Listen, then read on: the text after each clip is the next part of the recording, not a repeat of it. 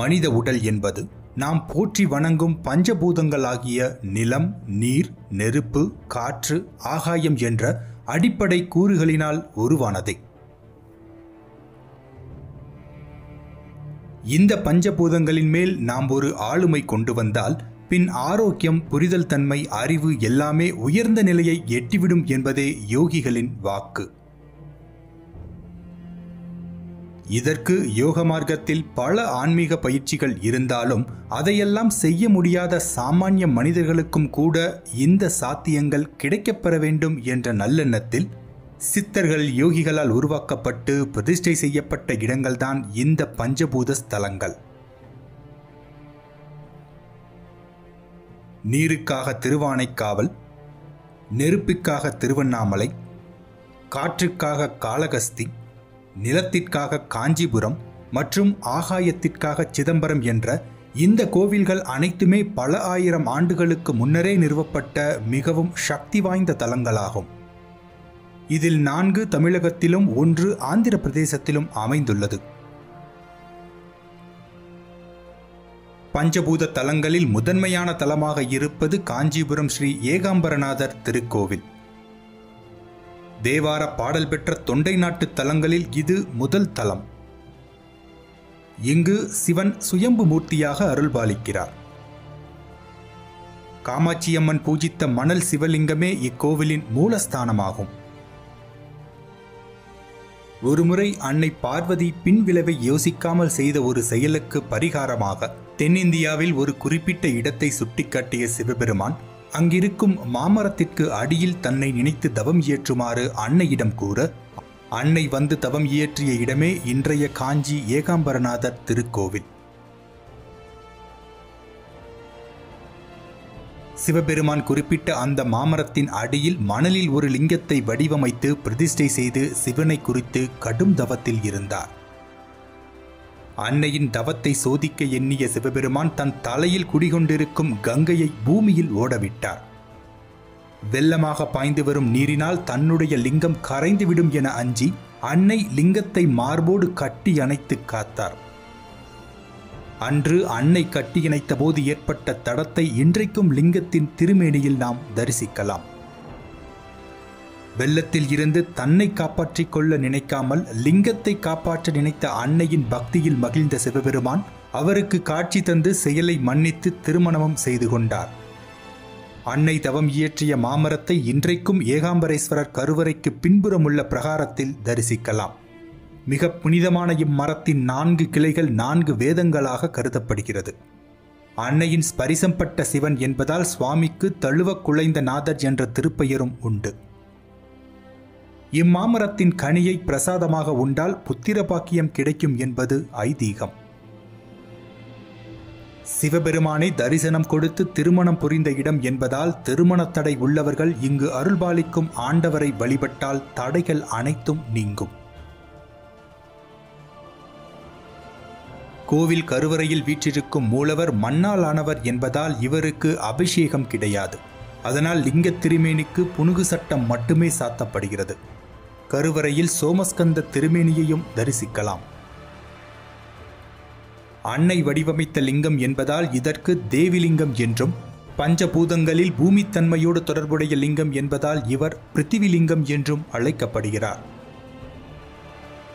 திங்கட்கிழமைதோறும் தல மகிமை தொடர்பான அன்னை லிங்கத்தை தழுவும் கோலமுடைய கவசம் சாத்தப்படுகிறது. இது அனைவரும் பார்க்க வேண்டிய தரிசனமாகும். காஞ்சிபுர மண்டலம் முழுமைக்கும் தேவி காமாட்சியே முதன்மையானவர். அதனால் காஞ்சியில் உள்ள எந்த சிவாலயத்திலும் தனியாக அம்பாளுக்கென்று தனி சன்னதி இருக்காது. எனினும் ஒவ்வொரு கோயிலிலும் உற்சவமூர்த்தமாக ஓர் அம்பாள் சன்னதி ஒரு பெயர் தாங்கி நிற்கும். அந்த வகையில் இத்திருக்கோவிலில் உள்ள அம்பாளுக்கு ஏலவார் குழலி என்று பெயர். ஆயினும் தேவஸ்தானத்தின் பெயர் ஸ்ரீ காமாட்சியம்மாள் சமேத ஸ்ரீ ஏகாம்பரநாதர் தேவஸ்தானம் என்றே வழங்கப்படுகிறது.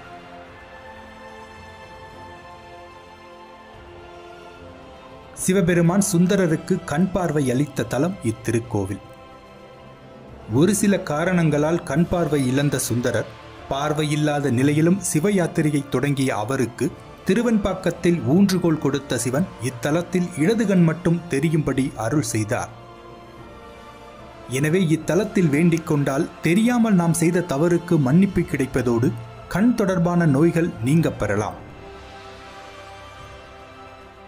ராமபிரான் தனக்கு பிடித்திருந்த பிரம்மகத்தி தோஷம் நீங்குவதற்காக அவர் வழிபட்ட சகஸ்ரலிங்கம் மற்றும் அஷ்டோத்திரலிங்கங்களும் இந்த கோவிலில் அமைந்துள்ளது.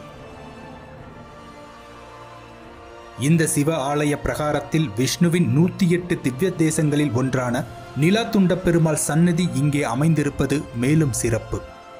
கச்சியப்ப சிவாச்சாரியார் இத்திருக்கோவிலில்தான் கந்த புராணத்தை இயற்றினார். அம்பாள் சன்னதிக்கு அருகில் இருக்கும் முருகப்பெருமான் சன்னதி மிகவும் சக்தி வாய்ந்தது. இவருக்கு மாவடி வைகும் செவ்வேல் என்று பெயர்.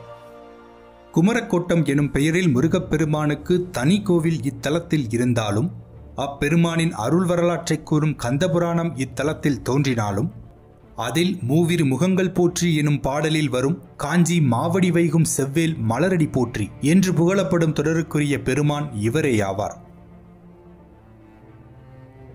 ஏகாம்பரேஸ்வரர் கருவறைக்கு எதிர்பிரகாரத்தில் மேற்கு நோக்கி இருக்கும் ஸ்படிகலிங்கம் மிகவும் தனித்துவம் வாய்ந்தது. இவரிடம் வேண்டிக் கொண்டால் பொலிவான தோற்றம், சரும நோய்கள், மனதில் தோன்றும் தீய எண்ணங்கள் முற்றிலுமாக நீங்கும் என்பது நம்பிக்கை. சைவ ஆதீனங்களுள் மிக பழமையான தொண்டை மண்டலாதீன திருமடாலயம் இத்தலத்தில்தான் அமைந்துள்ளது. மொத்தம் 40 ஏக்கர் பரப்பளவில் அமைந்துள்ள இக்கோவில் கிபி 6ஆம் நூற்றாண்டில் கட்டப்பட்டிருக்கலாம் என்பதே ஆராய்ச்சியாளர்களின் கருத்து. முதலில் பல்லவர்கள் இந்த கோவிலை கட்டியுள்ளனர் என்பதற்கு சான்றாக பல்லவகால சிற்பங்களும் கல்வெட்டுகளும் இங்கே காணப்படுகின்றன. பின்னர் சோழர்களால் கட்டப்பட்டு புனரமைக்கப்பட்டு வளர்ச்சியும் அடைந்தது. தவிர இக்கோவிலின் கிழக்கு கோபுரமான ராஜகோபுரம் சுமார் 9 அடுக்குகளை கொண்டது. இதனை விஜயநகர பேரரசுகளின் தலையாய மன்னராக போற்றப்படும் மன்னர் கிருஷ்ணதேவராயர் கிபி 1509ஆம் ஆண்டு கட்டியுள்ளார். மேலும் இக்கோவிலில் உள்ள ஆயிரங்கால் மண்டபத்தையும் கிருஷ்ணதேவராயரே கட்டியுள்ளார். இக்கோவிலில் தினமும் 6 கால பூஜைகள் நடைபெறுகின்றன. ஆனி திருமஞ்சனம், ஆடி கிருத்திகை, நவராத்திரி, சித்திரா பௌர்ணமி, வைகாசி விசாகம் போன்ற பல விழாக்கள் சிறப்பாக கொண்டாடப்பட்டாலும் பங்குனி உத்திர பெருவிழா 14 நாட்கள் வெகு சிறப்பாக இங்கே கொண்டாடப்படுகிறது.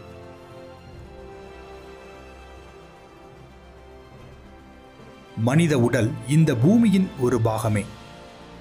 நம் உடலில் 12% நிலம் என்ற பஞ்சபூதத்தின் பங்கு உள்ளது.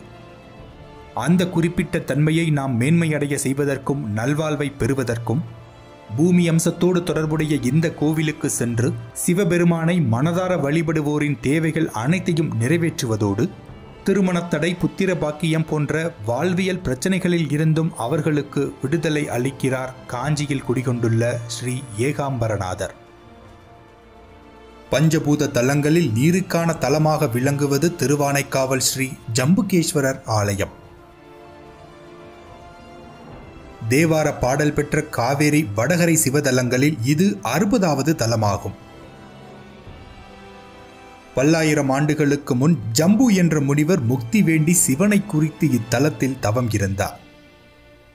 அவரின் தவத்தால் ஈர்க்கப்பட்ட சிவபெருமான் அவருக்கு காட்சி கொடுத்து ஒரு நாவல் பழத்தை பிரசாதமாக கொடுத்தார். பழத்தை உண்ட முனிவர் அதன் புனிதம் கருதி விதையையும் விழுங்கிவிட்டார். அவர் விழுங்கிய விதை வயிற்றுக்குள் முளைத்து தலைக்கு மேலே மரமாக வளர ஜம்பு முனிவரும் முக்தியடைந்து மரத்தோடு ஐக்கியமாகிவிட்டார். பின்னர் சிவபெருமானின் வேண்டுகோளை ஏற்ற அன்னை பார்வதி இத்தலத்திற்கு வந்து அருகில் ஓடிக்கொண்டிருந்த காவிரியில் இருந்து நீரை எடுத்து தன் தவ சக்தியால் ஒரு லிங்கத்தை உருவாக்கி முனிவர் ஐக்கியமான நாவல் மரத்திற்கு அடியில் அதை பிரதிஷ்டை செய்தார். ஜம்பு முனிவருக்கு முக்தி கொடுத்த காரணத்தால் இப்பெருமானுக்கு ஜம்புகேஸ்வரர் என்ற திருநாமமும், நீரினால் உருவான லிங்கம் என்பதால் பஞ்சபூத தலங்களில் நீரம்சத்தோடு தொடர்புடைய கோவிலாக உருவாக்கம் பெற்றது. பின் சிவகணங்களான புட்பதந்தன், மாலியவான் என்னும் இருவர் ஜம்புகேஸ்வரலிங்கம் அமைந்திருக்கும் காட்டில் யானையாகவும் சிலந்தியாகவும் பிறந்தனர். அன்னை உருவாக்கிய சிவலிங்கம் கூரை இல்லாமல் வெயில் மழையில் கிடப்பதை பார்த்த சிலந்தி சிவலிங்கத்தின் மேல் வலை பின்னி வெயில், மழை மற்றும் மரத்தின் சருகுகள் லிங்கத்தின் மேல் விழாமல் காத்தது. யானையோ தினசரி நீரும் பூவும் கொண்டு வந்து வழிபட்டது.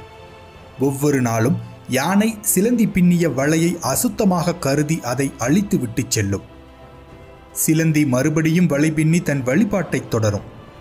தினந்தோறும் இது தொடர யானையை தண்டிக்க எண்ணிய சிலந்தி யானையின் துதிக்கையில் புக யானையும் சிலந்தியும் போராட கடைசியில் இரண்டும் மடிந்தன. இந்த இரண்டு உயிர்களின் சிவபக்திக்கு மெச்சி சிவபெருமான் யானைக்கு முக்தி கொடுத்து சிலந்திக்கு ஜம்புகேஸ்வரர் ஆலயம் எழுப்புவதற்காகவே மறுபிறவி கொடுத்தார். அந்த சிலந்தியே 63 நாயன்மார்களில் ஒருவராகவும் சோழர் பரம்பரையில் உதித்த மாமன்னர் கோச்செங்கட் சோழன் என்ற செங்கன்னர் ஆவார். பூர்வ ஜென்ம ஞாபகத்தால் கோச்செங்கன் யானை ஏற முடியாதபடி குறுகலான படிகளை கொண்ட கட்டுமலை மீது சிவலிங்கம் ஸ்தாபித்து 70 கோயில்களை கட்டினார். அவை யாவும் மாடக்கோவில்கள் என்று அழைக்கப்படுகின்றன. கோச்செங்கட் சோழன் கட்டிய முதல் மாடக்கோவில் திருவானைக்கா ஜம்புகேஸ்வரர் ஆலயமாகும். சிவன் கோவில்கள் மட்டுமில்லாமல் செங்கன்னர் விஷ்ணு ஆலயங்களும் கட்டியுள்ளார். பெருமாளின் 108 திவ்ய தேசங்களில் மிகவும் பிரசித்தி பெற்ற கல்கருடன் விக்கிரகம் அமைந்திருக்கும் நாச்சியார் கோவில் செங்கன்னரால் கட்டப்பட்டதே. ஆழ்வார்களினால் பாடப்பட்ட ஒரே ஒரு நாயன்மார் மன்னர் கோச்செங்கட் சோழனே ஆவார். மூலவரான ஜம்புகேஸ்வரரின் லிங்கம் தரைமட்டத்திற்கு கீழே அமைந்துள்ளது. லிங்கத்தை சுற்றி எப்போதும் தண்ணீர் கசிவு இருந்து கொண்டே இருக்கும். முற்றிய கோடையில் காவிரி வறண்டிருக்கும் நேரங்களிலும் இந்த நீர்க்கசிவு வற்றுவதில்லை என்பது இன்றைய நவீன அறிவியலை ஆச்சரியப்படுத்துவதாக உள்ளது. இத்தலத்து பெருமானை நினைத்து தவம் இயற்றிய பிரம்மன் தனக்கு ஏற்பட்டிருந்த ஸ்திரீ தோஷம் நீங்க பெற்றார். இந்த நிகழ்வை நினைவுபடுத்தும் விதமாக இங்கு நடக்கும் பிரம்மோற்சவத்தின் போது சிவன் அம்பாள் ரூபத்திலும் அம்பாள் சிவன் ரூபத்திலும் பிரம்ம தீர்த்தத்துக்கு எழுந்தருளி காட்சி தருகின்றனர். பிரம்மா அவர்களை தியானம் செய்யும் சமயம் என்பதால் அப்போது மேலதாளம் இசைக்கப்படுவதில்லை. மூலவர் ஜம்புகேஸ்வரர் அமைந்துள்ள மூலஸ்தானம் எதிரில் வாசல் கிடையாது. 9 துளைகளுடன் கூடிய கல் ஜன்னல் மட்டுமே இருக்கிறது. பக்தர்கள் இந்த துளை வழியேதான் சுவாமியை தரிசிக்க வேண்டும். இந்த ஜன்னல் மனிதன் தன் உடலிலுள்ள 9 வாசல்களையும் அடக்கி சிவதரிசனம் செய்ய வேண்டும் என்பதை உணர்த்துகிறது. இக்கோவிலின் 5ஆம் பிரகாரத்தை மன்னர் சுந்தரபாண்டியன் கட்டிக்கொண்டிருந்த சமயம் மதுரையைப் போல இத்தலத்திலும் சிவபெருமான் விபூதி சித்தர் வடிவில் வந்து பிரகாரம் கட்ட உதவி புரிந்தார். அதன் காரணமாக இந்த மதில் திருநீற்று திருமதில் என்றும் பிரகாரம் விபூதி பிரகாரம் என்றும் அழைக்கப்படுகிறது. விபூதி சித்தருக்கு பிரம்ம தீர்த்த கரையில் சந்நிதியும் உள்ளது. சிவனின் இந்த தன்மை காரணமாக பல சித்தர்கள் யோகிகளை இத்தலம் ஈர்த்துள்ளது. இக்கோவிலுக்கு மிக அருகில் மகாயோகி சத்குரு சாமிகள் ஒரு மண்டலம் நிர்விகல்ப சமாதி நிலையில் இருந்த ஆசிரமம் அமைந்துள்ளது. அம்மனின் 51 சக்தி பீடங்களில் இக்கோவில் ஞான சக்தி பீடமாகும். இத்தலத்தில் அம்பாள் அகிலாண்டேஸ்வரி என்ற திருநாமத்தோடு அருள் பாலிக்கிறார். இங்கு அன்னை தினமும் உச்சிகாலத்தில் ஜம்புகேஸ்வரரை பூஜிப்பதாக ஐதீகம். எனவே மதிய வேளையில் அம்பாளுக்கு பூஜை செய்யும் அர்ச்சகர் அம்பாள் அணிந்த புடவை கிரீடம் மற்றும் மாலை அணிந்து கையில் தீர்த்தத்துடன் மேலதாள முழங்க சிவன் சந்நிதிக்கு செல்வார். சுவாமிக்கு அபிஷேகம் செய்து பூஜைகளை முடித்து அம்பாள் சன்னதி திரும்புவார். இந்த பூஜையை அம்பாளை நேரில் சென்று செய்வதாக ஐதீகம். ஆடி மாதத்தில்தான் அம்பாள் இங்கு சிவனை வேண்டி தவம் இருந்தார். எனவே இத்தலத்தில் ஆடி வெள்ளி திருவிழா சிறப்பாக கொண்டாடப்படுகிறது. அன்று காலையில் லக்ஷ்மியாகவும் உச்சிகாலத்தில் பார்வதியாகவும் மாலையில் சரஸ்வதியாகவும் அம்பாள் காட்சி தருகிறார். இத்தலத்து அம்பிகை முன்னொரு காலத்தில் மிக உக்கிரமான உருவத்துடன் இருந்ததாகவும் பக்தர்கள் வழிபாடு செய்ய மிகவும் அச்சமுற்றதாகவும் இருக்க தன் தல யாத்திரையின் போது இங்கு வந்த ஆதிசங்கரர் அம்பாளின் உக்கிரத்தை தணிக்க ஸ்ரீசக்கர ரூபமான 2 காதணிகளை அம்பாளின் திருமேனியில் பிரதிஷ்டை செய்து உக்கிரத்தை தணித்தார். தவிர அன்னையின் முன்புறம் விநாயகரையும் பின்புறம் முருகனையும் சங்கரர் பிரதிஷ்டை செய்துள்ளார். ஜம்பு தீர்த்தக்கரையில் அருள்பாலிக்கும் முருகனின் உருவத்தோற்றம் மிகவும் தனித்துவம் வாய்ந்தது. இவரை அருணகிரிநாதர் வழிபட்டுள்ளார். திருவானைக்கா ஜம்புகேஸ்வரர் ஆலயம் ஒரு மிகப்பெரிய கோவில். சுமார் 18 ஏக்கர் நிலப்பரப்பில் நீண்ட உயரமான மதில்களும் 4 திசைகளிலும் கோபுரங்களும் 5 பிரகாரங்களும் கொண்ட இந்த கோவிலின் மகிமையை உணர்ந்து சோழர்கள், பாண்டியர்கள் மட்டுமின்றி ஹொய்சால பேரரசர்கள், விஜயநகர பேரரசர்கள், மதுரை நாயக்கர்கள் போன்ற பல மன்னர்கள் இக்கோவிலுக்கு திருப்பணி செய்துள்ளனர். பஞ்சபூதங்களில் நாம் அதிக கவனம் எடுத்துக்கொள்ள வேண்டியது நீரின் மீதுதான். நீர்தான் நம் உடலில் 72% நிறைந்துள்ளது. அது மட்டுமின்றி நீருக்கு ஞாபக சக்தியும் உண்டு. நாம் நீர் என்ற இந்த தன்மையை எவ்வாறு கையாளுகிறோம் என்பதை பொறுத்தே நம் ஆரோக்கியமும் அமையும். இந்த நீர்த்தன்மை நமக்குள் சிறப்பாக செயல்பட நம் பண்பாட்டில் பல வழிகள் சொல்லப்பட்டிருந்தாலும் இதையெல்லாம் கடைபிடிக்க முடியாதவர்களுக்கு நீர் எனும் பஞ்சபூதத்தின் அருள் கிடைப்பதற்காகவே உருவாக்கப்பட்ட ஒரு சக்திமிக்க தலம்தான் திருவானைக்காவல் ஜம்புகேஸ்வரர் ஆலயம். அதோடு சிவனும் சக்தியும் வெவ்வேறல்ல என்பதை உணர்த்தும் நிகழ்வுகள் நிகழ்ந்த தலம் என்பதால் கணவன் மனைவி ஒற்றுமையாக வாழ அவர்கள் இக்கோவிலுக்கு சென்று வழிபடுவது நல்ல பலனை தரும். மேலும் இங்கு குடிகொண்டிருக்கும் அன்னை அகிலாண்டேஸ்வரி ஒரு மாணவியாக சிவனிட உபதேசம் பெற்றமையால் குழந்தைகள் கல்வி ஞானத்தில் சிறந்து விளங்க இத்தலத்து அம்பிகையை தரிசிப்பது அவர்களை படிப்பில் மேன்மையடையச் செய்யும் என்பதே சான்றோர்களின் வாக்கு.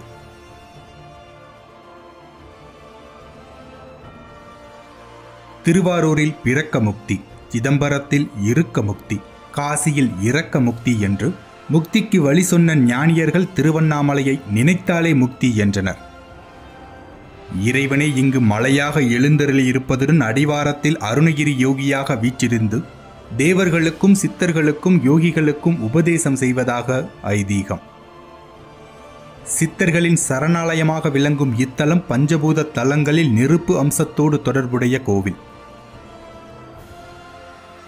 அண்ணுதல் என்றால் நெருங்குதல் என்று பொருள். அண்ணா என்றால் நெருங்கவே முடியாது என்று பொருள். பிரம்மனாலும் விஷ்ணுவாலும் அடியையும் முடியையும் நெருங்க முடியாத நெருப்பு மலையாக சிவபெருமான் விளங்கியதால் இத்தலம் அண்ணாமலை என்று பெயர் பெற்றது. இன்றைய நவீன அறிவியல் ஆராய்ச்சிப்படி இம்மலை சுமார் 200 கோடி வருடம் பழமையானது என்று கணக்கிடப்பட்டுள்ளது. இதை புவியியல் துறையில் பெரிதும் மதிக்கப்படும் விஞ்ஞானியான டாக்டர் பீர்பால் சஹானி பல இடங்களில் பதிவு செய்துள்ளார்.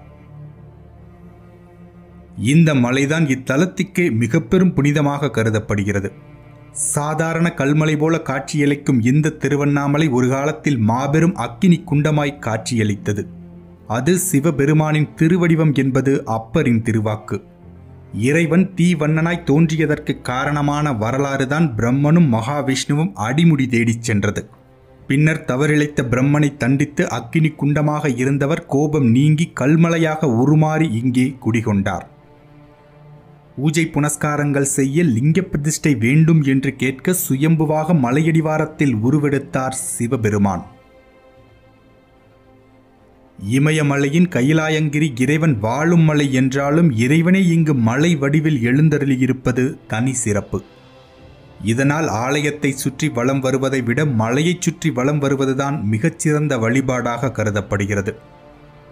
அருணாச்சலத்தை வலம் வருவதால் கிடைக்கின்ற பலன்களுக்கு நிகராக வேறு பலன்களை சொல்ல இயலாது. இந்த கிரிவல பாதையின் 8 திக்குகளிலும் அட்டத்திக்கு பாலகர்கள் பூஜித்த லிங்கங்கள் அமைந்துள்ளன. மலையின் கிழக்கே இந்திரலிங்கம், தென்கிழக்கே அக்னிலிங்கம், தெற்கே யமலிங்கம், தென்மேற்கே நிருதிலிங்கம், மேற்கே வருணலிங்கம், வடமேற்கே வாயுலிங்கம், வடக்கே குபேரலிங்கம், வடகிழக்கே ஈசான்யலிங்கம்.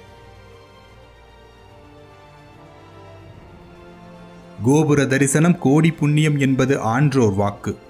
அதேபோல இறைவனின் திருப்பாத தரிசனமும் நம் முற்பிறவி பாவங்களையெல்லாம் போக்கும் என்பது ஐதீகம். மேற்கு கோபுரத்திற்கு வலதுபுறத்தில் அண்ணாமலையார் பாதம் அமைந்துள்ளது. அடிமுடி காணாத பரம்பொருளின் பாத தரிசனம் காண வேண்டி அடியார்களும் அருளாளர்களும் மேற்கொண்ட கடும் தவத்தின் பயனாக விஸ்வரூப மூர்த்தியாக அண்ணாமலையார் எழுந்தருளிய இடத்தில் அமைந்துள்ளதே இந்த திருப்பாதம். சிவபெருமான் கார்த்திகை மாத கிருத்திகை நட்சத்திரத்தில் திருமால் பிரம்மன் இருவருக்கும் அக்கினி வடிவமாக காட்சி தந்தார். இந்நாளிலேயே தீபத் திருநாள் கொண்டாடப்படுகிறது. அன்று அதிகாலையில் அண்ணாமலையார் சன்னதியில் ஒரு தீபம் ஏற்றி அதன் மூலம் மேலும் 5 தீபங்கள் ஏற்றி பூஜிப்பர். பின் அந்த தீபங்களை ஒன்றாக்கி அண்ணாமலையார் அருகில் வைத்து விடுவர். இதுவே ஏகன் அநேகனாகி அநேகன் ஏகனாகுதல் என்ற தத்துவம். பரம்பொருளான சிவனே பல வடிவங்களாக அருள்கிறார் என்பதே இந்நிகழ்ச்சியின் உட்கருத்தாகும். பின்பு இந்த தீபத்தை மலைக்கு கொண்டு சென்று விடுவர். மாலையில் கொடிமரம் அருகிலுள்ள மண்டபத்திற்கு பஞ்சமூர்த்திகள் எழுந்தருள்வர். அப்போது மூலஸ்தானத்தில் இருந்து அர்த்தநாரீஸ்வரர் வருவார். அவர் முன்னால் அகண்ட தீபம் ஏற்றியதும் மலையில் மகாதீபம் ஏற்றப்படும். அண்ணாமலையார் ஜோதி வடிவில் காட்சி தருவதாக ஐதீகம். மகாதீபம் ஏற்றும் வேளையில் மட்டுமே அர்த்தநாரீஸ்வரரை தரிசிக்க முடியும். இந்த தனித்துவமான பெருவிழாவிற்கு மற்றொரு காரணமும் உண்டு. திருக்கயிலாயத்தில் ஆழ்நிலை தியானத்தில் இருந்த சிவபெருமானின் கண்களை அன்னை பராசக்தி விளையாட்டாக மூடியதால் இப்பிரபஞ்சமே இருண்டது. இதனால் ஏற்பட்ட பாவத்தை போக்க பூவுலகில் காஞ்சிபுரம் கம்பை நதிக்கரையில் அன்னை காமாட்சியாக தவம் இருந்தார் பார்வதி. ஒருநாள் கம்பை நதி வெள்ளத்தால் தான் அமைத்த சிவலிங்கம் கரையாமல் இருக்க மார்போடு சேர்த்து அணைத்தார். அவரின் பக்தியில் உருகிய சிவபெருமான் அவரின் பாவத்தை நீக்கினார். இந்த தலமே பஞ்சபூத தலங்களில் முதல் தலமாக விளங்கும் காஞ்சிபுரம் ஏகாம்பரேஸ்வரர் திருக்கோவில். கோவிலின் லிங்கம் மணலால் உருவானதால் பஞ்சபூத தலங்களில் மணல் அம்சத்தோடு தொடர்புடைய கோவிலாக விளங்குகிறது. இத்தலத்தில் சிவனின் தரிசனத்தில் மகிழ்ந்த அன்னை இறைவனின் திருமேனியில் தனக்கு இடபாகம் தந்துருள வேண்டும் என வேண்டினார். அதற்கு சிவபெருமான் அண்ணாமலை சென்று தவம் செய்ய உத்தரவிட்டார். அவ்வாறே உம்மையும் அங்கே தவத்தில் இருக்க கார்த்திகை மாதத்தில் பௌர்ணமியும் கிருத்திகையும் சேரும் நாளில் மலையின் மீது பிரகாசமான ஒளி ஒன்று உண்டானது. தவத்தில் இருந்து எழுந்து மலையை சுற்றி வருமாறு ஒரு அசிரி ஒலித்தது. அதன்படி கிரிவலம் சென்ற அன்னையை கிரிவலத்தின் முடிவில் தனது மேனியில் இடது பாகத்தை அழித்து ஆட்கொண்ட சிவபெருமான் அர்த்த நாரீஸ்வரராக காட்சியளித்தார். இதையும் நினைவு கூர்ந்தே அண்ணாமலையில் மகாதீபம் ஏற்றப்படுகிறது. பெருமாள் கோயில்களில் வைகுண்ட ஏகாதேசி அன்று சொர்க்கவாசல் திறக்கும் போது சுவாமி அவ்வாசல் வழியாக வெளியே வருவது வழக்கம். ஆனால் அக்கினி தலமான இங்கு ஜோதி ரூபத்தில் பெருமாள் சொர்க்கவாசல் கடக்கும் அபூர்வ தரிசனம் நடைபெறுகிறது. வைகுண்ட ஏகாதேசி அன்று பெருமாள் சந்நிதியில் தீபம் ஏற்றி அதை பூஜிப்பர். அதன் பின்பு அந்த ஜோதியையே பெருமாளாக கருதி பிரகாரத்திலுள்ள வைகுண்டவாசல் வழியே கொண்டு வருவர். பஞ்சபூத தலங்களில் இது அக்கினி தலம் என்பதால் பெருமாளும் ஜோதி வடிவில் சொர்க்கவாசல் கடந்து செல்வார். முருகப்பெருமானுக்கு 6 படை வீடு இருப்பது அனைவரும் அறிந்ததே. இதேபோல விநாயகருக்கும் 6 படை வீடுகள் உள்ளது. இத்தலத்தில் கிளிகோபுரத்தின் கீழ் இடது பக்கம் உள்ள அல்லல் போக்கும் விநாயகர் சன்னதி விநாயகரின் முதல் படை வீடாக கருதப்படுகிறது. இத்தலத்தில் செந்தூர் விநாயகரின் தரிசனம் காண வேண்டிய ஒன்று. ஆஞ்சநேயருக்கு செந்தூரம் பூசி அலங்கரிப்பது தெரிந்த விஷயம். ஆனால் இத்தலத்தில் உள்ள விநாயகருக்கு செந்தூரம் பூசப்படுகிறது. சம்பந்தாசுரன் எனும் அசுரனை விநாயகர் வதம் செய்தபோது அவனது இரத்தத்தில் இருந்து அசுரர்கள் உருவாகினர். எனவே விநாயகர் அவனது இரத்தத்தை உடலில் பூசிக்கொண்டார். இதன் அடிப்படையில் சித்திரை பிறப்பு, விநாயகர் சதுர்த்தி, திருக்கார்த்திகை மற்றும் தை மாதத்தில் ஒரு நாள் என வருடத்தில் 4 நாட்கள் மட்டும் இவருக்கு செந்தூரம் சாத்தும் வைபவம் நடக்கிறது. அன்று அவரை தரிசிப்பது மிகவும் விசேஷம். பொதுவாக கோவிலில் நுழைந்தவுடன் விநாயகர் சந்நிதி இருப்பது வழக்கம். முழுமுதற் கடவுள் என்பதால் இவரை வணங்கிவிட்டே பக்தர்கள் மற்ற சன்னதிகளுக்கு செல்வர். ஆனால் இங்கு முதலில் முருகப்பெருமானின் சந்நிதி அமைந்துள்ளது. சம்பந்தாண்டான் என்னும் புலவன் அருணகிரியாரை முருகனை நேரில் காட்டும்படி சொல்லி அவரது பக்தியை இகழ்ந்தான். அருணகிரியார் முருகனை வேண்டவே அவர் இங்குள்ள 16 கால் மண்டபத்தின் ஒரு தூணில் காட்சி தந்தார். இதனால் இவருக்கு கம்பத்திலையனார் என்று பெயர். இச்சந்நிதிக்கு பின்புறம் உள்ள மண்டபத்தில் வல்லாள மகாராஜ கோபுரத்தின் அடியில் கோபுரத்திலையனார் என்ற பெயரிலும் முருகன் காட்சி தருகிறார். அருணகிரியார் இந்த கோபுரத்தில் இருந்து விழுந்து உயிர்விட முயன்ற போதுதான் அருணை முருகன் அவரை காப்பாற்றி திருப்புகழ் பாட அருளினார். எனவே இந்த 2 சந்நிதிகளையும் தரிசிப்பது மிகவும் விசேஷம்.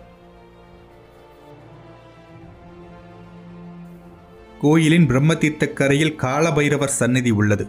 இவரது சிலை திருவாசியுடன் ஒரே கல்லில் வடிக்கப்பட்டுள்ளதைப் போல வேறு எங்கும் காண முடியாது. 8 கைகளில் ஆயுதங்கள் ஏந்தி தலையில் பிறை சந்திரனுடன் கபால மாலையுடன் காட்சி தரும் இவரை வேண்டிக் கொண்டால் நம் ஆணவம் அழியும் என்பது ஐதீகம். பிரம்மலிங்கம் என்ற பெயரில் சிவன் இங்கு தனி சன்னதியில் காட்சி தருகிறார். பிரம்மா இங்கு சிவனை வழிபட்டதன் அடிப்படையில் இந்த லிங்கம் பிரதிஷ்டை செய்யப்பட்டுள்ளது. இந்த லிங்கத்தின் 4 பக்கங்களிலும் 4 முகங்கள் உள்ளன. மாணவர்கள் படிப்பில் சிறந்து திகழ இவரிடம் வேண்டிக் கொள்கிறார்கள். பகவான் ரமண மகரிஷி பல நாட்கள் தியானத்தில் இருந்த பாதாள லிங்கமும், கிரிவல பாதையில் மலைக்கு பின்புறம் நேர் அண்ணாமலையார் தனிக்கோவிலில் உள்ள லிங்கத்தையும் தரிசிப்பது மிகவும் விசேஷமானது. மனித உடலமைப்பில் 4% பஞ்சபூதங்களில் ஒன்றான நெருப்பின் அம்சம் உள்ளது. இதனை சமநிலைப்படுத்தவும், நெருப்பின் அருளை நாம் பெறுவதற்கும், நெருப்பு பிளம்பாக தரிசனம் கொடுத்த அந்த அண்ணாமலை ஆண்டவனை தரிசித்து கணக்கில் அடங்கா யோகிகளின் திருவடிபட்ட இந்த புண்ணிய பூமியில் நம் பாதமும் படுவது நம் பாவங்கள் அனைத்தையும் போக்கும்.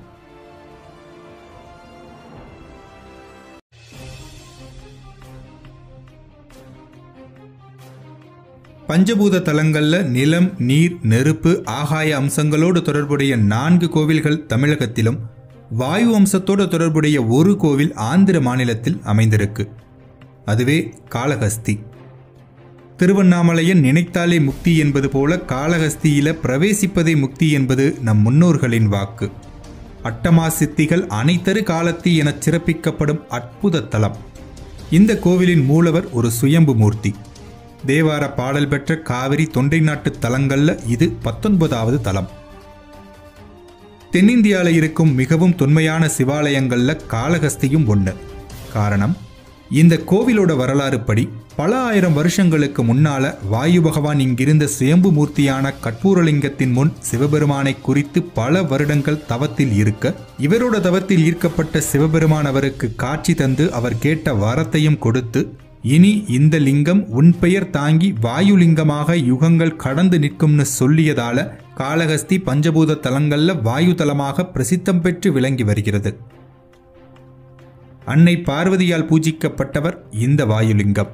மணல் தலமான காஞ்சிபுரம் ஏகாம்பரேஸ்வரர், நீர்த்தலமான திருவானைக்காவல், நெருப்பு தலமான திருவண்ணாமலை போலவே வாயு தலமான காளஹஸ்தியிலும் அன்னை பார்வதி தவம் இயற்றியுள்ளதாக அந்தந்த கோவில் வரலாறுகளில் குறிப்பிடப்பட்டிருக்கு. காளஹஸ்தியில் அன்னை தவத்தில் இருந்தபோது அவருக்கு காட்சி கொடுத்த சிவபெருமான் அன்னைக்கு ஞான தீட்சை கொடுத்ததால இத்தலத்து அம்பிகை ஞான பூங்கோதை என்ற திருநாமத்தோடு அருள்பாலிக்கிறார். இது அன்னையின் 51 சக்தி பீடங்கள்ல ஞான சக்தி பீடம். மேலும் அன்னையின் திருவடியில் ஆதிசங்கரர் பிரதிஷ்டை செய்துள்ள ஸ்ரீசக்கரம் அமைந்துள்ளது மேலும் சிறப்பு. அம்பாள் கருவறையை வலம் வரும்போது வட்டமாக தரையில் கோடிட்டு காட்டப்பட்டுள்ள ஒரு மூலையில் 3 தலைகள் சேர்ந்திருப்பது போன்ற ஒரு சிற்பம் அமைந்திருக்கு.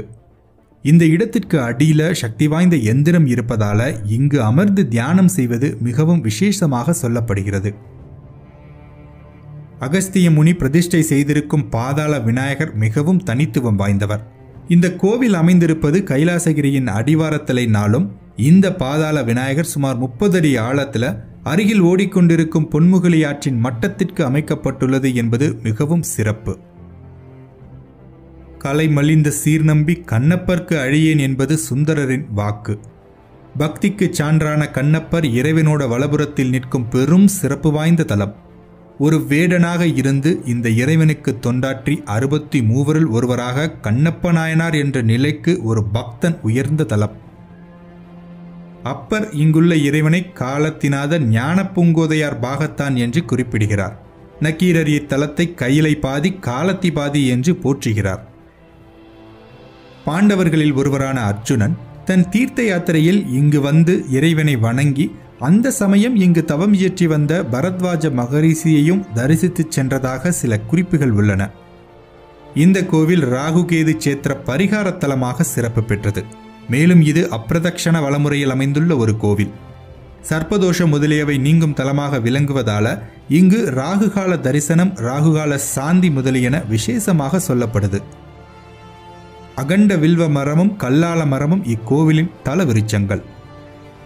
ராஜேந்திரர், 1ஆம் குலோத்துங்கர், 3ஆம் குலோத்துங்கர் ஆகிய 3 சோழர்களால் திருப்பணி செய்யப்பட்ட கோவில் என்பதால இந்த ஊருக்கு மும்முடி சோழபுரம் என்ற பெயரும் உண்டு.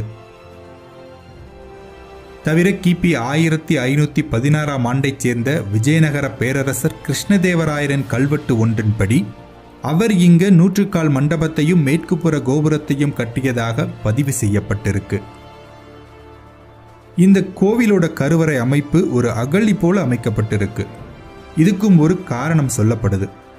முகாலய படையெடுப்பின் போது நம் தேசத்தின் பிரசித்தி பெற்ற கோவில்களில் இருக்கும் மூலவ விக்கிரகங்களை அவர்கள் உடைத்து செல்வங்களை எல்லாம் அபகரித்து சென்றனர். அப்படி எதுவும் இங்கு நடக்கக்கூடாது என்பதற்காக மூலவருக்கு முன்னால வேறு ஒரு லிங்க பானத்தை மட்டும் மூலவர் போல வைத்து உண்மையான மூலவரை மறைத்துவிட, எதிர்பார்த்தது போலவே கொள்ளையடிக்க வந்த முகாலயர்கள் இதையே உண்மையான மூலவர் என்று நினைத்து உடைத்து பார்த்து ஒன்றும் கிடைக்காமல் திரும்பிவிட, அதன் பிறகு சில காலம் கழித்து மூலவர் சன்னதி திறக்கப்பட்டதாக அந்த பகுதியில் சொல்லப்படுகிறது. கருவறையில் ஸ்ரீ காளஹஸ்தீஸ்வரரின் போகமூர்த்தி திருமேனி உள்ளது. சுகாசன அமைப்பில் உள்ள இம்மூர்த்தம் மான்மலு ஏந்தி அபயஹஸ்த சிம்மகர்ண முத்திரைகளுடன் கூடிய 4 திருக்கரங்களுடன் அற்புதமாக அமைந்துள்ளது. மூலவர் சுயம்பு தீண்டா திருமேனி, ஆவுடையார் பிற்காலத்தில் தான் கட்டப்பட்டிருக்கு. அதேபோல மூலவர் சிவலிங்க திருமேனி மிகவும் உயரமானது. விக்கிரகத்தின் அடிபாகத்தில் சிலந்தி வடிவமும், மத்தியில் யானையின் 2 தந்தங்களும், மேற்புறத்தில் 5 தலை பாம்பு வடிவமும், வலபுறம் கண்ணப்பர் கண் அப்பிய வடிவும் அற்புதமாக அமைந்துள்ளன. இங்கு அமைந்திருக்கும் சரஸ்வதி தீர்த்தத்தை இயற்கையில் பேச்சு வராத குழந்தைகளுக்கு பிரசாதமாக கொடுத்தால் நன்கு பேச வரும் என்ற நம்பிக்கையும் உள்ளது. மூலவருக்கு எதிரே கதவுக்கு பக்கத்தில் உள்ள 2 தீபங்கள் காற்றினால் மோதப்பெற்றது போல எப்போதும் அசைந்து கொண்டு இது வாயு தலம் என்பதை உண்மையாக காட்டிக்கொண்டே இருக்கிறது. நம்ம உடல்ல வாயு என்ற பஞ்சபூதத்தின் அம்சம் 6% உள்ளது. இந்த வாயு நம்ம உடல்ல நல்ல முறையில் இயங்கவும், வாயுவின் அருள் கிடைக்க அந்த வாயு பகவானை பூஜித்த ஸ்ரீ காளஹஸ்திநாதரை வணங்கி வளம் பெறுவோம். நன்றி. பஞ்சபூதங்களுக்கு மனிதர்களின் உடலிலும் மனதிலும் பல்வேறு மாற்றங்களை ஏற்படுத்தும் ஆற்றல் உண்டு. நீர், நிலம், நெருப்பு, காற்று, ஆகாயம் என்ற இந்த 5 கூறுகளோடு அன்றாட வாழ்வில் ஒவ்வொரு மனிதரும் நேரடியான தொடர்பில் உள்ளார்கள். அந்த 5 சக்திகள் மனிதனது மகிழ்ச்சியான வாழ்விற்கு துணை புரியும் வகையில் இறை சக்தியின் பல்வேறு நிலைகள் வெளிப்படுவதை உணர்ந்த யோகிகள் பஞ்சபூதங்களின் சக்திகளை கோவில்களில் பிரதிஷ்டை செய்தனர். அவையே பஞ்சபூத தலங்கள். அப்படி உருவாக்கப்பட்ட கோவில்கள் ஒவ்வொன்றும் ஒவ்வொரு பஞ்சபூதத்தின் அம்சமாக பிரதிபலிக்கின்றன. அவற்றுள் ஆகாயம் என்ற 5வது சக்தியை குறிக்கும் சிதம்பரம் வார்த்தைகளால் விவரிக்க முடியாத சக்தி அதிர்வுகளை கொண்ட தலம். தேவார பாடல் பெற்ற 274 சிவதலங்களில் இதுவே முதல் தலம். சிதம்பரம் கோவிலில் நாட்டிய சாஸ்திரங்களின் அதிபதியான நடராசன் என்னும் வடிவில் சிவபெருமான் காட்சி தருகிறார். நடேசன் அல்லது நடராசன் சிவபெருமானின் குறிப்பிடத்தக்க வடிவங்களில் ஒன்று. நடராசரின் தாண்டவத்தை காஸ்மிக் டான்ஸ் என்று வெளிநாட்டு அறிஞர்களால் ஒப்புமைப்படுத்தப்படுகிறது. சுவிட்சர்லாந்தில் அமைந்துள்ள அணுக்களை பற்றிய ஆராய்ச்சி நடத்தும் CERN என்ற பௌதீக ஆராய்ச்சி கூடத்தின் வாயிலில் நடராசரின் சிலை வடிவம் வைக்கப்பட்டுள்ளது. ஏனெனில் அவர்கள் செய்யும் ஆராய்ச்சிக்கும் நடராசரின் வடிவ அமைப்பிற்கும் நெருங்கிய தொடர்பு இருப்பதை அவர்கள் அறிந்து கொண்டுள்ளனர். நடராசரின் வடிவம் தென்னிந்தியாவில், அதுவும் குறிப்பாக தமிழ்நாட்டில் இருந்தே தோன்றியது. காலமும் எல்லையும் இன்றி நீண்டிருந்த அசைவற்ற தன்மை, தன்னைத்தானே நடன வடிவில் படைத்துக் கொண்டு வெளிப்படுத்தும் பேரானந்த களிப்பையே நடராசர் உருவம் குறிக்கிறது. சிதம்பரம் என்று நாம் அழைப்பது முழுமையான அமைதியில் இருக்கும் ஒரு அசைவற்ற நிலையே என்பது யோகிகளின் கருத்து. இங்கே முழுமையான அசைவற்ற தன்மை கோவிலாக குடிகொண்டுள்ளது. ஒவ்வொரு மனிதருக்குள்ளும் இந்த அசைவற்ற தன்மை கொண்டு வருவதற்காகவே பாரம்பரிய கலை வடிவங்களும் கோவில்களும் உருவாக்கப்பட்டது. இதன் அடிப்படையில் இக்கோவிலின் வடிவமைப்பு மனித உடலின் வடிவமைப்போடு நெருங்கிய தொடர்புடையது. இக்கோவிலில் இருக்கும் 21,600 தங்க ஓடுகள் ஒரு நாளில் மனிதன் சுவாசிக்கும் மூச்சின் சரியான எண்ணிக்கையாகும். அக்கூரையில் அடிக்கப்பட்டிருக்கும் 72,000 ஆணிகள் மனித உடலில் ஓடும் 72,000 நாடி நரம்புகளை குறிப்பதாகும். இக்கோவிலில் இருக்கும் 9 வாயில்கள் மனித உடலில் இருக்கும் 9 துவாரங்களை குறிக்கிறது. சிவாய நம எனும் 5 எழுத்துக்களை குறிக்கும் பொன்னம்பலத்தின் 5 படிகள், 64 கலைகளை குறிக்கும் 64 சாத்து மரங்கள், 96 தத்துவங்களை குறிக்கும் 96 ஜன்னல்கள், 4 வேதங்கள், 6 சாஸ்திரங்கள், 5 பூதங்களை குறிக்கும் வகையில் இக்கோவிலின் தூண்கள் அமைக்கப்பட்டுள்ளன. சிதம்பரம் கோவிலின் ஒரு சிறப்பம்சமாக நடராஜர் இருந்தாலும் ஆகாய தத்துவத்தின் அடையாளமாக வெற்றிடமே மூலவராக இங்கே பிரதிஷ்டை செய்யப்பட்டுள்ளது. சிதம்பரம் கோவிலை பிரதிஷ்டை செய்தவர் யோக கலைகளின் தந்தையாக அறியப்படும் பதஞ்சலி முனிவரேதான். ஒரு குறிப்பிட்ட விஞ்ஞானத்தின் அடிப்படையில் சிதம்பரம் கோவிலை உருவாக்கி பிரதிஷ்டை செய்தார் பதஞ்சலி முனிவர். அதோடு கோவிலின் சக்தி நிலை எப்போதும் நிலைத்திருக்க வேண்டும் என்பதற்காக சரியான வழிமுறைகளை ஏற்படுத்தினார். இதற்காக ஒரு மக்கள் குழுவை குறிப்பிட்ட சாதனாவுடன் ஒருவித ஒழுங்குமுறை மற்றும் கோவிலை பராமரிக்கும் முறையை கற்றுத்தந்து பயிற்சியளித்தார். அவர்களே தில்லைவாழ் அந்தணர்களான தீட்சிதர்கள். சித்த சபையில் சபாநாயகரின் வலப்பக்கத்தில் ஒரு சிறு வாயில் உள்ளது.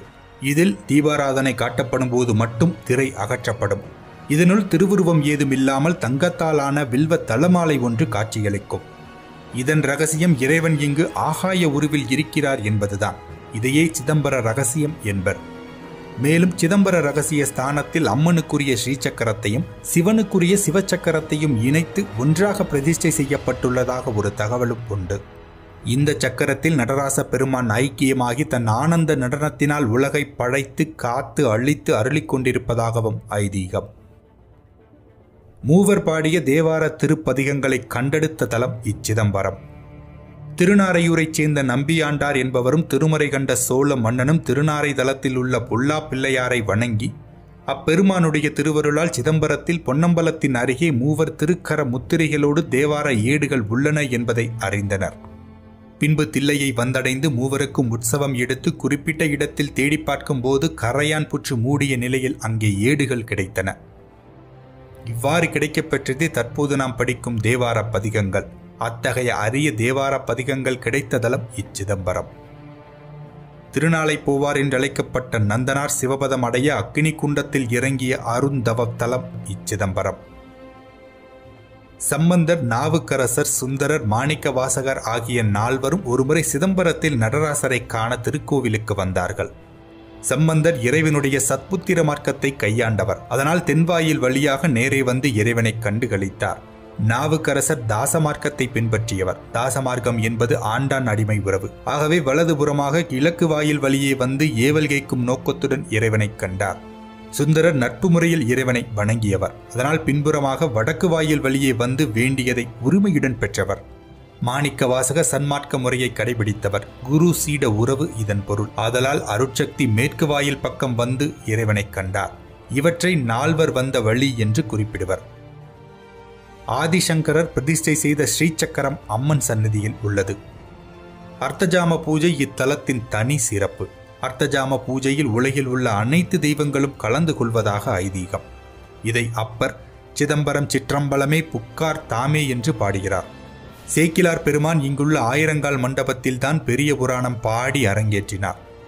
அருணகிரிநாதர் இத்தலத்தில் உள்ள முருகனை தனது திருப்புகளில் பாடியுள்ளார். இங்குள்ள சிவகங்கை தீர்த்தக்கரையில் திருத்தொண்டர் தொகையீச்சரம் என்ற பெயரில் 9 லிங்கங்கள் உள்ளன. இந்த லிங்கங்களை 9 தொகையடியார்களாகவே மக்கள் வழிபடுகின்றனர். ஒருமுறை பிரம்மா தேவலோகத்தில் யாகம் ஒன்றை நடத்தினார்.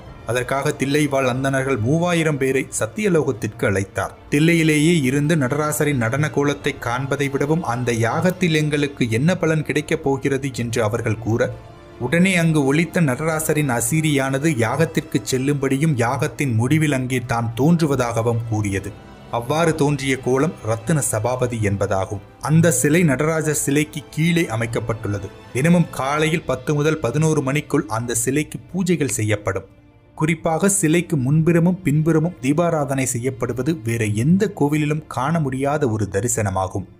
நடராஜர் சந்நிதிக்கு அருகில் 108 திவ்ய தேசங்களில் ஒன்றான கோவிந்தராஜ பெருமாள் தலம் அமைந்திருப்பது மேலும் சிறப்பு. சிவனுக்கும் சக்திக்கும் நடந்த போட்டி நடனத்தில் ஆடிய தில்லை காளியின் கோவில் இத்தலத்துக்கு அருகில் உள்ளது. இங்குள்ள ஈசனை வணங்குவோருக்கு மன நிம்மதி கிடைப்பதோடு உடல் சம்பந்தப்பட்ட நோய்கள் தீர்வதாக ஐதீகம். குறிப்பாக கலைகளில் தேர்ச்சி பெற விரும்புவோர் இத்தல பெருமானை பக்தியுடன் பிரார்த்தித்தால் அவரவர்கள் விரும்பிய வண்ணம் சிறப்பான எதிர்காலம் அமையும் என்பது நம்பிக்கை. மேலும் குழந்தை பாக்கியம் மற்றும் குடும்ப வளம் ஆகிய காரணங்களை முன்னிட்டும் பக்தர்கள் பிரார்த்தனை செய்து கொள்வது வழக்கமாகும். சிதம்பரம் கோவிலின் கட்டிடப் பகுதிகள் மட்டுமே சுமார் 35 ஏக்கர் பரப்பளவில் அமைந்துள்ளன. முற்றிலும் கற்களை கொண்டு அற்புதமாக கோவில் உருவாக்கப்பட்டிருக்கிறது. இது தவிர 100கணக்கான ஏக்கர் நிலங்கள் கோவிலை பராமரிப்பதற்காகவே விடப்பட்டது. ஏராளமான ஆபரணங்களும் நவரத்தின மணிகளும் கோவிலின் சொத்தாக இருந்தன. ஆனால் வெள்ளையர்கள் காலத்தில் கோவில்களின் பெருஞ்சொத்துக்களை தங்களின் கட்டுப்பாட்டில் கொண்டு வந்தனர்.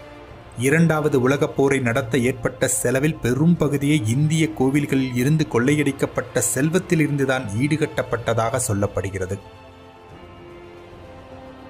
நாம் என்ன உண்கிறோம், எப்படி வாழ்கிறோம், எத்தனை நாள் உயிரோடு இருக்கிறோம் என்பதையெல்லாம் தாண்டி படைப்பின் மூலத்தோடு தொடர்பு கொள்ள வேண்டும் என்பதற்காகவே யோகிகளும் சித்தர்களும் இதுபோன்ற சக்திமிக்க கோவில்களை நமக்காகவே அன்றே உருவாக்கி வைத்தார்கள். அதனை நல்ல முறையில் பயன்படுத்திக் கொள்வது என்பது ஆன்மீக பாதையில் பயணிக்கும் ஒவ்வொரு உயிரின் கடமை. பஞ்சபூதங்களில் ஆகாயம் என்பது ஒரு இடைப்பட்ட நிலை, படைப்பிற்கும் படைப்பின் மூலம் என்பதற்குமான இடைப்பட்ட நிலை.